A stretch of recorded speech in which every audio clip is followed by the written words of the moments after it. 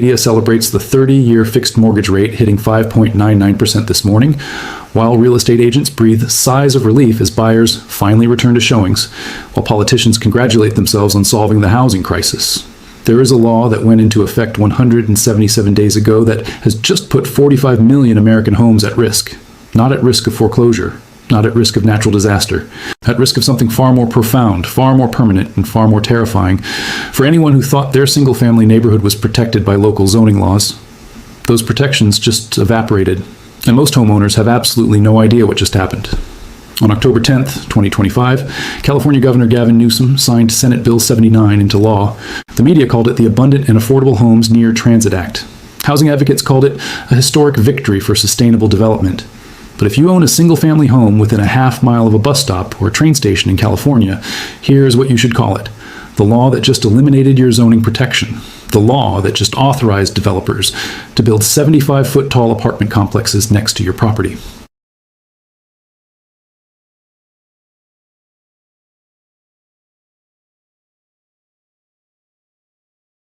Los Angeles, Orange, San Diego, Alameda, San Francisco, San Mateo, Santa Clara, and Sacramento. These 8 counties contain approximately 8.4 million housing units. Roughly 48% are single-family detached homes. That is approximately 4 million single-family homes.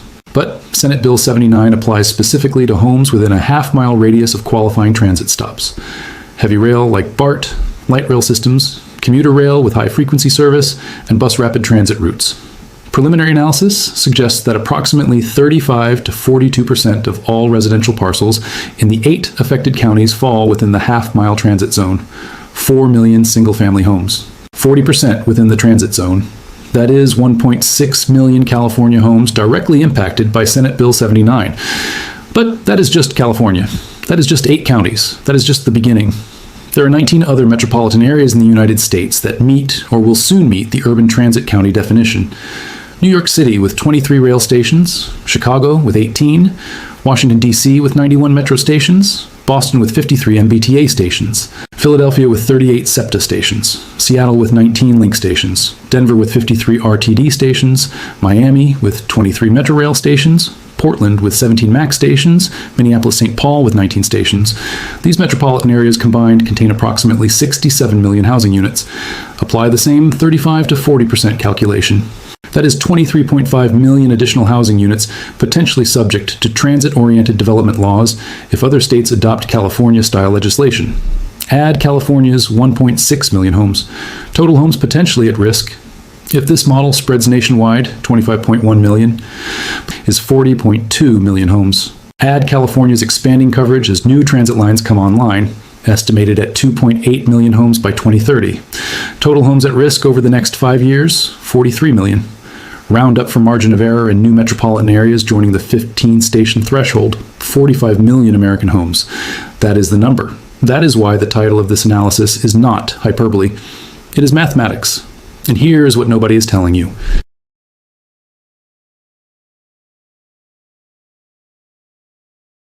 And it is bipartisan. Your single-family home is not protected by local zoning anymore. Local zoning has been preempted by state law in California.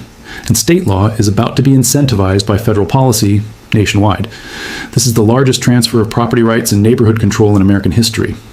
And it is happening right now. Let me explain exactly what Senate Bill 79 does. Under California law, before Senate Bill 79, if you owned a single-family home in a neighborhood zoned R1 for single-family residential, that zoning gave you certain protections. Your city council controlled what could be built in your neighborhood. Residents could attend planning commission meetings. You could voice opposition to projects. You had democratic input into land use decisions.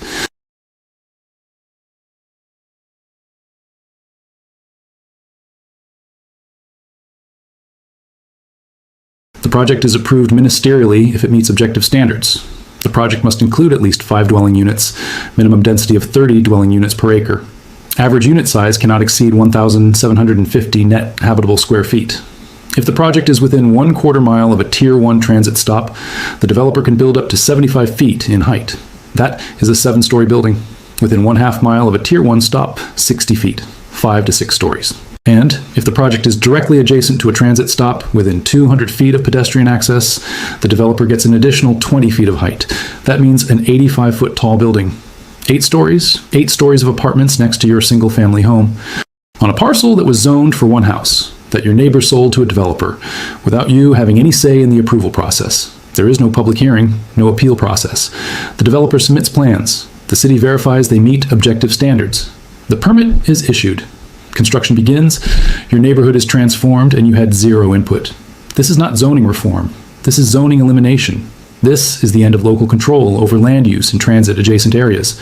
And the precedent it sets is terrifying, because if the state can override local zoning for housing near transit, what stops them from overriding it for housing near parks, schools, or highways? The principle of local democratic control over neighborhood character has been destroyed with one bill, one signature, one law. Now let me connect this to the 45 million homes number and explain why Senate Bill 79, 177 cities and towns, approximately 800,000 single-family homes. Colorado's legislature is debating House Bill 1056. New York State Assembly, Bill 7892, introduced 3 weeks ago, would override local zoning within a half mile of any MTA subway or commuter rail station. That is potentially 4 million homes. Illinois, New Jersey, Maryland, Virginia, Minnesota, Texas, all have similar bills in various stages. Housing advocacy organizations, including California YIMBY, Up for Growth, and the National Low Income Housing Coalition, are actively lobbying in all 50 state capitals. The Lincoln Institute of Land Policy has published model legislation that state lawmakers can copy and paste. The pressure is enormous because the Infrastructure Investment and Jobs Act allocated $450 billion for public transit over 10 years. The Department of Transportation has made it explicitly clear that priority will be given to transit agencies and local governments that adopt land use policies promoting housing density near transit. If your city refuses to follow California's lead, your transit agency loses federal funding. That is not a choice. That is coercion, and it is working. As of today, Tuesday, January 27th, 2026, 16 states have active legislation modeled on California Senate Bill 79. 11 more states have draft bills being circulated. By the end of 2026, analysts predict that 20 to 25 states will have passed some form of transit-oriented development mandate that overrides local zoning. By the end of 2027, that number could reach 35 to 40 states. Within 5 years, the majority of American metropolitan areas with significant public transit systems will have eliminated single-family zoning protections near transit stops. That is the future of American housing policy. Let me show you both sides of this equation. First, the bull case for why Senate Bill 79 might increase your property value. If your home is in the transit zone and the lot is large enough to accommodate multifamily development, your land value could increase dramatically.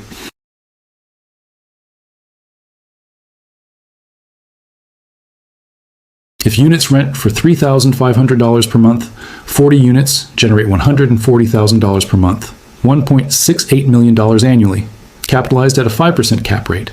The building is worth $33.6 million, minus construction and soft costs of $27.75 million. Building value $33.6 million. Profit margin $6 million. Developers will pay up to $6 million for the land. Your property value almost doubled because Senate Bill 79 changed the zoning. That is the bull case. Your home is now worth more as a teardown than as a residence. But here's the bear case. If you're not selling, if you plan to live in your home for the next 10 to 20 years, Senate Bill 79 could destroy your neighborhood and crater your property value. Once developers start buying up properties on your street, once construction begins on 60-foot-tall apartment buildings, once your quiet residential block becomes a construction zone with cranes, concrete trucks, and dust, the quality of life collapses. The homes that do not sell to developers become less desirable. Who wants to buy a single-family home sandwiched between 2 apartment buildings? Your backyard that used to have privacy now has 40 units looking down into it. Your street parking that used to be available is now packed with residents from the new buildings. Your neighborhood elementary school that used to have 800 students now has 1,200. Class sizes increase, school quality declines, and here's the part that nobody talks about. Once the first few properties on your block sell to developers and get redeveloped, your property tax assessment changes. Your assessed value gets adjusted upward. Your property taxes increase even though you're still living in the same single-family home. But now you are paying taxes based on the land's value as a development site, not as a single-family residence. Your annual property tax bill could double or triple. If you are on a fixed income, sold. Let me show you what this looks like in real numbers using Eagle Rock, a neighborhood in northeast Los Angeles. Population approximately 34,000. Predominantly single-family homes built in the 1920s through 1950s. Eagle Rock is served by 2 Metro Gold Line stations. Senate Bill 79 applies to all parcels within a half-mile of these stations. Los Angeles City Planning Analysis estimates that 68% of all parcels in Eagle Rock fall within the half-mile transit zone. That is approximately 4,200 single-family homes subject to Senate Bill 79. Average home value before Senate Bill 79, approximately $950,000. After Senate Bill 79, developers are targeting lots for redevelopment. Average offer price has increased to $1.35 million. That is a 42% premium. 17 homeowners sold in the first 90 days after the law was signed. All 17 properties sold to developers. None sold to families intending to occupy the home. Within 12 months, urban planners estimate that 100 to 150 properties in Eagle Rock will be redeveloped into multifamily housing. That is 300 to 450 single-family homes demolished and replaced with approximately 1,200 to 1,800 new apartment units. Population increase, approximately 2,000 to 3,000 new residents, 15% increase in neighborhood population.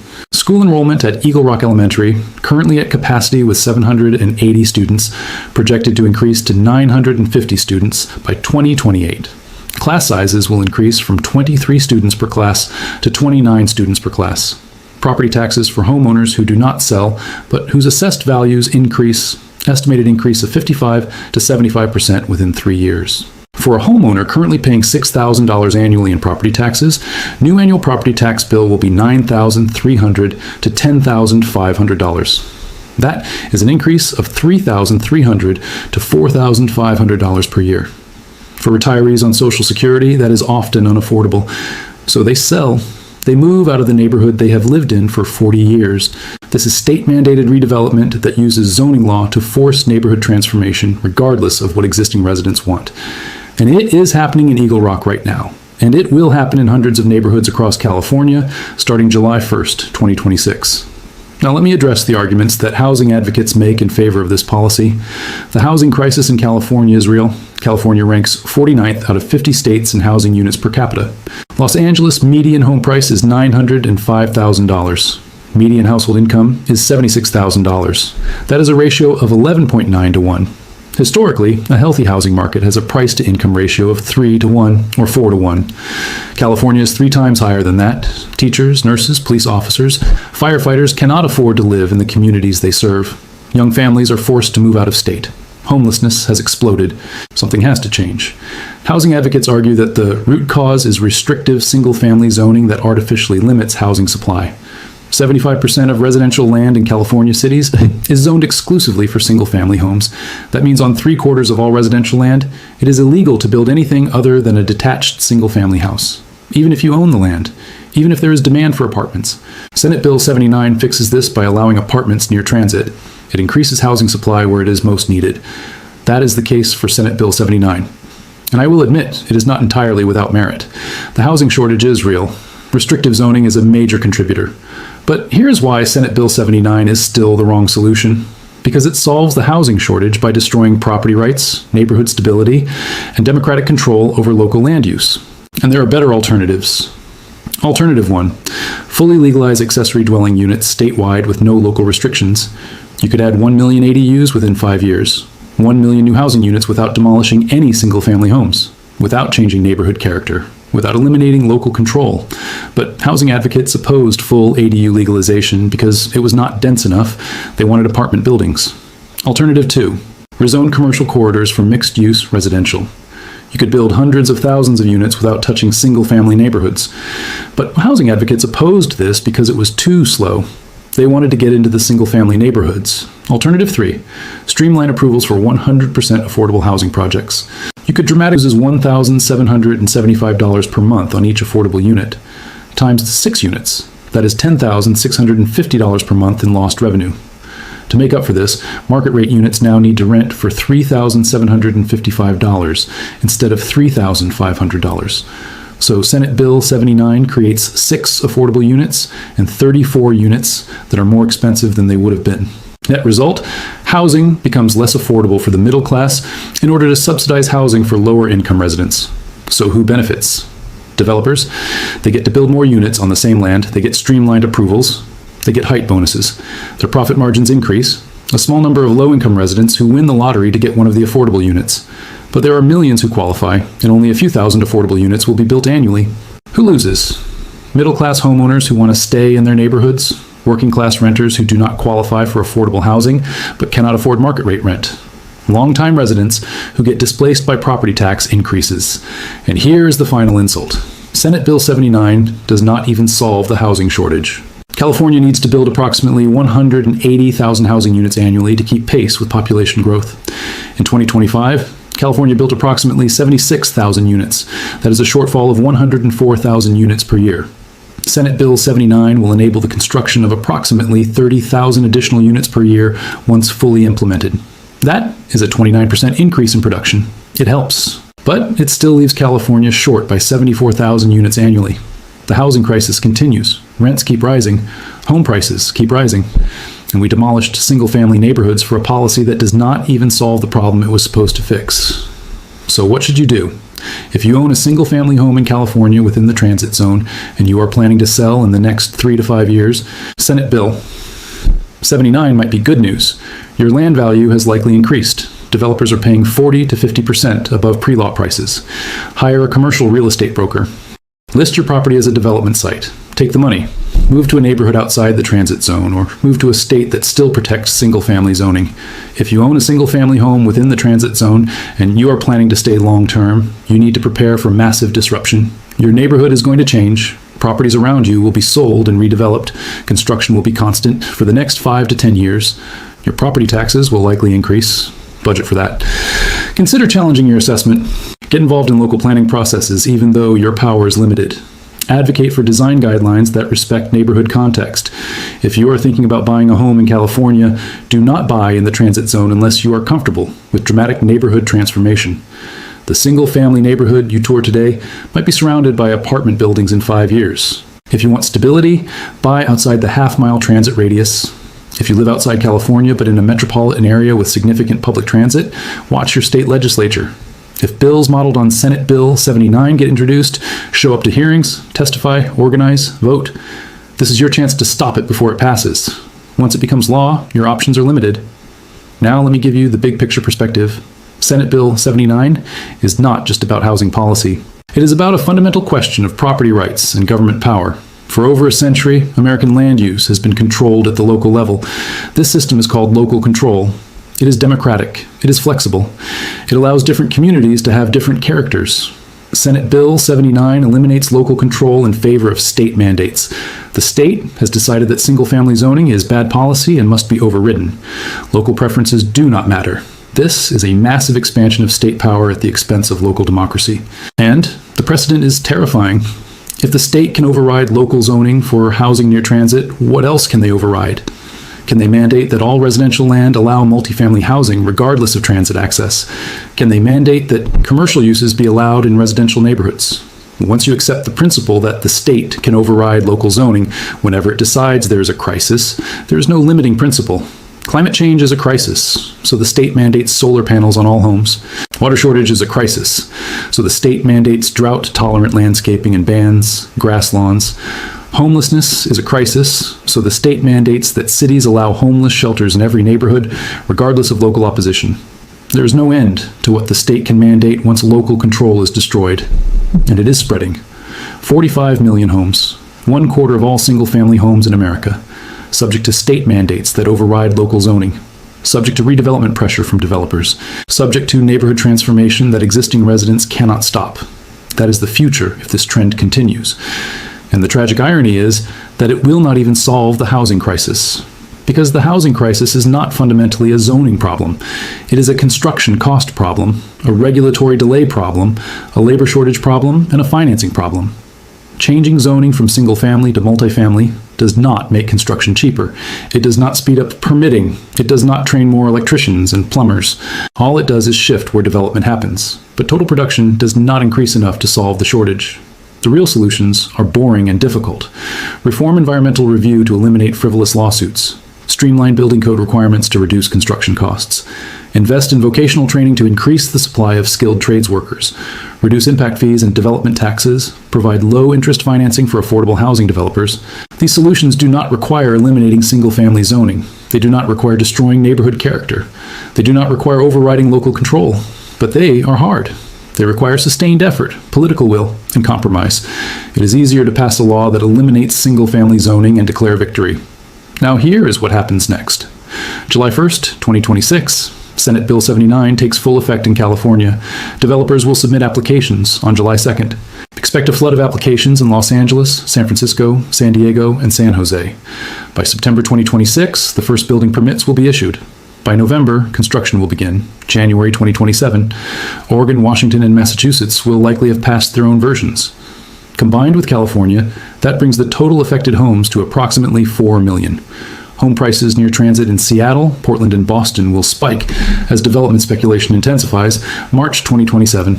Congress will consider the Abundant Housing Act, federal legislation that would tie transportation funding to state adoption of transit-oriented development policies. If it passes, the financial pressure on remaining states will become overwhelming. By the end of 2027, 18 to 22 states will have some form of transit-oriented development mandate. The affected housing count will be approximately 12 to 15 million homes. 2028 will be the year of maximum disruption. Construction activity will peak as hundreds of projects break ground simultaneously across multiple cities. By late 2028, the first Senate Bill 79 buildings will be completed and occupied. That is when the real impacts become visible. Increased traffic and parking congestion, strain on local schools and infrastructure, changes in neighborhood demographics and character. Some neighborhoods will thrive with the added density bringing new businesses and better transit service. Other neighborhoods will decline as long-time residents leave. By 2029, approximately 25 to 30 million homes